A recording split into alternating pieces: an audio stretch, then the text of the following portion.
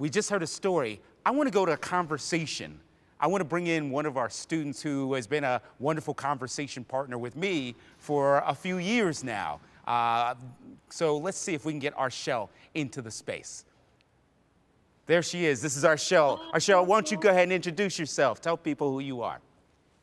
Hi, everyone. My name is Archelle Thelemaque, and I am a senior in the College of Communications studying public relations and political science. And I am coming from you live in Kennesaw, Georgia, in my childhood bedroom, just like Hassan was just coming from his childhood bedroom. Wow, wow. So, Archelle, I want to talk a little bit about, just have a quick conversation, and then people will have a conversation themselves. Maybe they'll talk a little bit about what we talk about or some other things. But, you know, this common ground conversation thing's really important. We're in an age right now, we're in this space right now where I think one of the things I want to do is just throw this out. I get up every day and I do this thing that DeRay McKesson does. I say, you know, I appreciate my blackness and yours too. So, Archelle, tell me a little bit about your blackness and how people will see your blackness, not only in Kennesaw, but right here on campus. Yeah, Dean Elmore, thank you for telling number one, saying that you appreciate my blackness. I appreciate your blackness. And I think thinking about how my blackness manifests in the world, but also on campus, is a very important thing to consider now. And it has always been something important to consider, especially I want to talk about now and the now that we're living in, where it is so real and so raw that the Black experience in the world has not been pretty. And I think a lot of people are starting to come to terms with the fact that it hasn't been pretty for centuries and decades and the last few years that I've been here at Boston University. And as a BU student, I pride myself on loving this school, and I absolutely adore all of the people that I've met and all of the incredible Black people who I've met at BU. But that doesn't go to say that there aren't instances where I feel like I am one of a few hundred that attend the institution, which is the really real plight of Black students at this campus. And it's a small portion of the population of students that make up Black students. So on campus, it's often the case where I'm in a class and I'm the only Black student, or I'm in a club and organization and I'm the only Black student. And that comes with this responsibility to speak for billions of people. And I think what the beauty that Boston University has offered is that there are places where I can exit that feeling and that discomfort of feeling like I have to speak for billions of people and go into the space and know that I can just be myself. I can be Black. I can be the child of two Haitian immigrants. I can be the woman who, until she came to college, wasn't really comfortable with her Blackness. Huh. I didn't really understand what it meant to be Black until I was in a place where I was confronted with the reality to figure out what does it mean to be a Black woman in America. And I think BU has afforded me that experience to come into my own as a Black woman and really harness my Blackness and use it as a tool to find my voice and also leverage its power to help other people amplify their voices as well. Wow, Archelle, I'm like learning something there. That was the first time I heard you say that. Wow, thank you. I appreciate that. Absolutely. So Archelle, why don't you give me like one or two examples of where people can see you in your beautifulness and your blackness in its fullest? Well, my favorite place on campus is the Howard Thurman Center for Common Ground, where we've spent multiple And I didn't days, pay you to say hours. this, right? I didn't make you say this, right? He's not paying me to say this, folks. I'm telling you, this is all me, 100% our shell.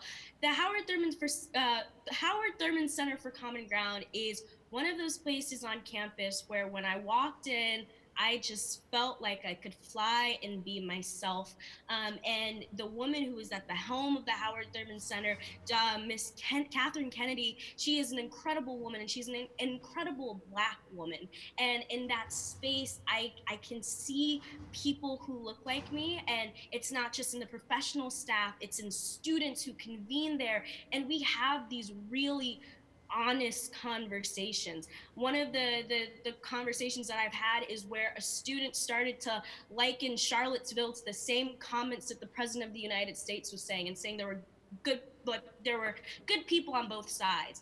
I, as a Black woman, could not agree with that person. But in the Howard Thurman Center, we were able to have this really real and honest conversation that led to us not necessarily finding that common ground with each other, but finding common ground in what we believe in the world. And other conversations I've had in the Howard Thurman Center include conversations about people that come to campus and come with these ideas that do not align with my own or even my existence. But we have these conversations in the Howard Thurman Center, and it allows me to think a little bit differently about the world and understand that not every single person is going to welcome me as a Black woman. But I think that Howard Thurman Center gives me that opportunity to discover that and figure out how to have those really meaningful conversations.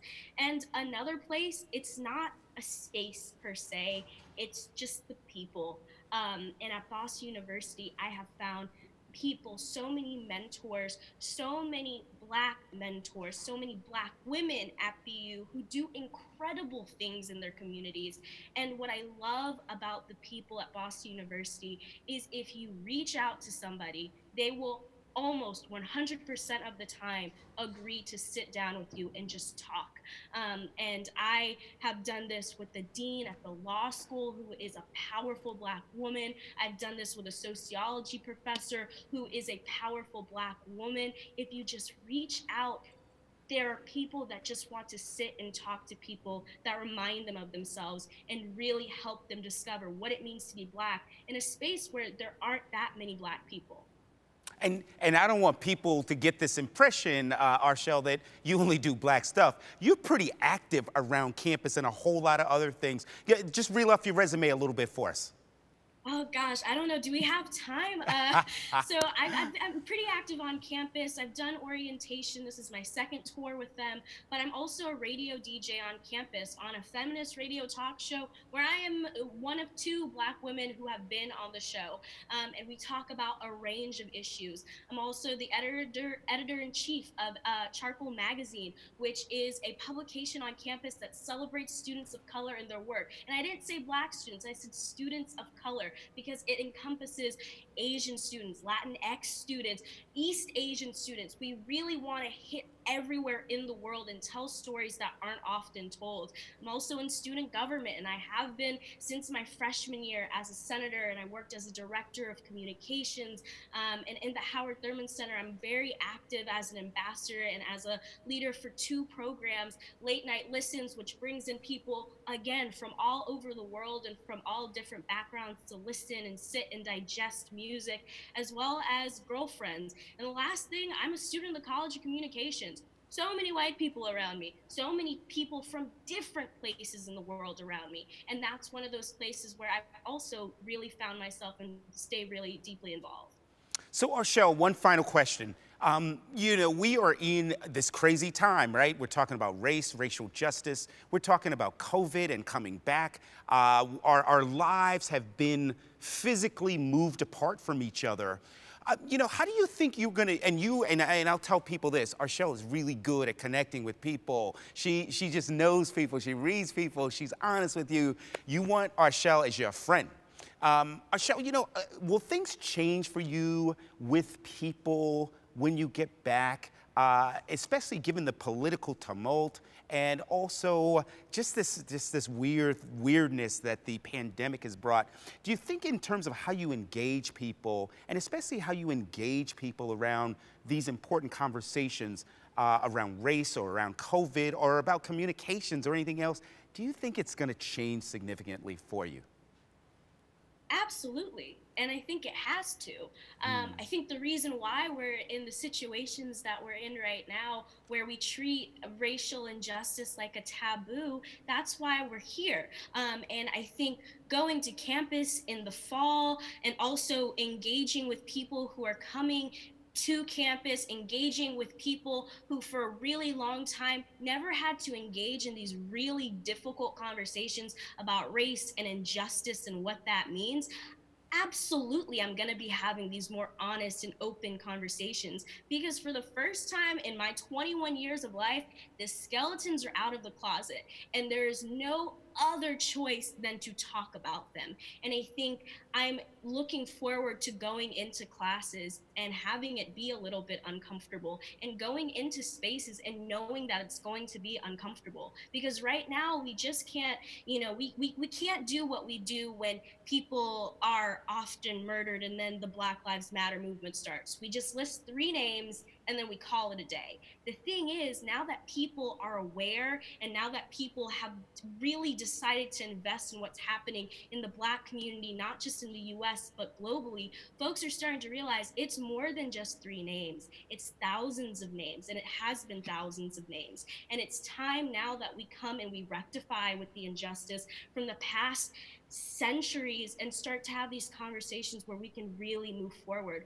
So when I touch down on campus, I'm going to ask some hard questions. I'm going to be expected to answer some hard questions in my classes, in my clubs and organizations with my friends. But I think that's what's really important right now is COVID has given us this privilege almost to really get to know people. Right now, you guys are looking at my childhood bedroom. You see heels, you see a closet where my door is not even hinged onto my closet. And you're starting to get to know me a little bit better in a way that you would have never have if we were having orientation in person. So I think that COVID is giving us this privilege to get to know people beyond that first question of who are you? And we're starting to really figure out people for who they are really. Thank you. Wow, thank you. Archelle is one of my colleagues. We chat all the time about a whole lot of things. And I wanted to bring this to you because this is what you have got to do. And I hope that you meet Archelle. I hope that you are engaged in that uncomfortableness with her. And I also hope that when you do what we just did, we talked, sure, a lot about Blackness, but we talked about being human beings. We talked a lot about our lives. You need to think about those things that fit in. I could have had this very conversation with a number of students from so many different walks of life. I can do this. Archelle does this. You should be able to do this too, and I want you to continue to do this. Archelle, thank you for joining us. I can't wait to see you. By the way, give me a call. I got some stuff I want you to do. All right? All right. Thank you, Dean Elmore. Thank Talk you. soon.